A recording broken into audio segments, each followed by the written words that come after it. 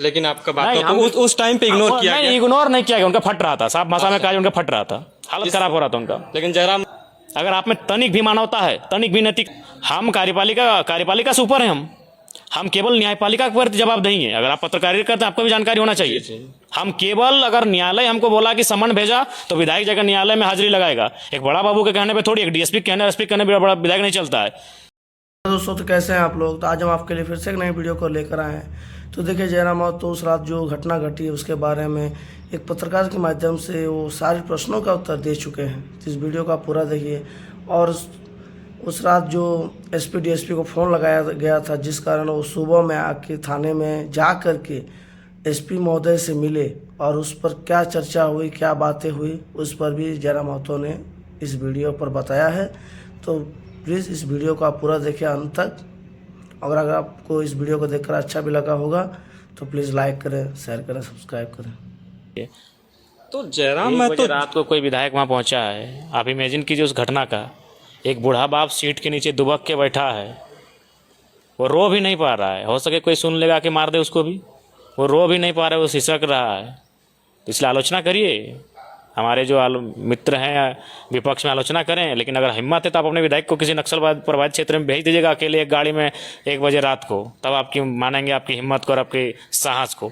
आलोचना अलग विषय है, लेकिन आप उस वाक्य को याद कीजिए, आपका बदन सिहर उठेगा कि जवान बेटा, उसे गोली मार दी जा चुकी है और बूढ़े बाप के ठीक सामने मारा है, एकदम सटा के गोली मारा है। वो एक्सप्लेन कर रहे हैं, देखिए एक बूढ़ा बाप कैसा एक्सप्लेन कर रहा है, ढाएं ढाएं ढिचके ढिचके 2 गोली, एकदम जैसे हम फिल्म में सुनते हैं ढिचके ढिचके, उसके सामने गोली मारा जाता है। वो आगे की सीट से उतर कर बूढ़ा आदमी पीछे सीट में छुप के था, दुबक के बैठा था।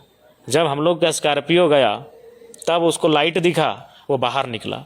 तो जब वो बाहर निकला तो हम लोग को भी पहले लगा कि कोई कौन है, तो हमारे अंगरक्षक उसको बोले हैंड्सअप करने बोले, तो समझा नहीं। हम बोला अरे हाथवा खड़ा कर, जेल लगी, अंधेरा था ना भाई। हम लोग थोड़ा दूर गाड़ी को दूर खड़ा किए, तो फिर बोला ना हम इनका पापा हैं। तो जो लोग हम अगर है तो आप हिम्मत काम करिए ना भाई, आलोचना करिए, आलोचना करने मना नहीं है, लेकिन कहाँ करना चाहिए उसको भी, उनको वहाँ भी नैतिकता रखनी चाहिए उनको।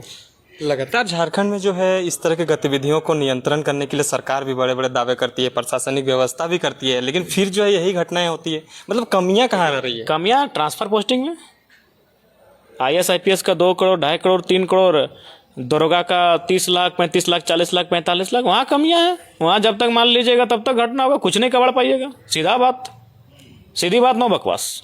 जब तक कमीशन खाए, जब तक तबादले का पैसा लीजिएगा, तब तक आदमी बेमौत मारा जाएगा, प्रशासन उसका वसूली। अरे भाई, एक हमारा 2017-18 बैच का दरोगा जो धनबाद बोकारो, उसमें मैक्सिमम हमारे मित्र हैं, साथ हम लोग कोई ट्यूशन पढ़ाए, कोई स्कूल पढ़ाए, कोई कॉलेज में पढ़ाए हमारे साथ। एक भाई स्पष्ट बोला कि जैसा क्षेत्र है वैसा रेट है, एगो 30 लाख में गया, एगो 44 लाख में गया। अब कहाँ गया उसको नहीं बताएंगे भाई। अच्छा, मतलब एक विधायक का बातों को भी जो है थानेदार इग्नोर कर रहे थे। इग्नोर नहीं, मतलब उसका हिम्मत नहीं है। अच्छा, इग्नोर का सवाल नहीं है, उसका हिम्मत नहीं है। तो जयराम महतो में कैसे हिम्मत हो गया? जयराम महतो एक ऐसी पृष्ठभूमि से आया है जहाँ हिम्मत और फौलाद को लेके आया है, जन्मजात से लेके आया है। तो वैसे थानेदार को उस जगह पे होना चाहिए या नहीं? तो साहब बोले, उनको भी हमने बोला कि अगर आप सक्षम नहीं है थाना चेंज कर लीजिए, या आप हेडक्वार्टर शिफ्ट हो जाइए, क्योंकि ये क्षेत्र भाई नक्सल प्रभावित क्षेत्र है, ग्रामीण क्षेत्र है, पहाड़ी है, जंगल है, सब है, यहाँ नहीं होता है तो छोड़ दीजिए यहाँ। अच्छा जयराम, एक चीज़ को थोड़ा सा याद करिए, जब आप रात 1 बजे वहाँ पे थे, प्रशासन को लगातार आप फ़ोन घुमा रहे थे, आप एक माननीय हैं, एक नॉर्मल आदमी रहे नहीं, अगर उस दरमियान में कुछ भी अनहोनी हो जाता, आपके जो समझने वाले, आपको चाहने वाले लोग सोच रहे हैं कि क्या है इस कर रहे हैं जयराम दा। हाँ मिलते हैं, हाँ कॉल कर लेंगे। देखिए सीधा बात है, अनहोनी का चांस तो था जी, कैसे नहीं था, हम 18 मिनट लाइव थे जी।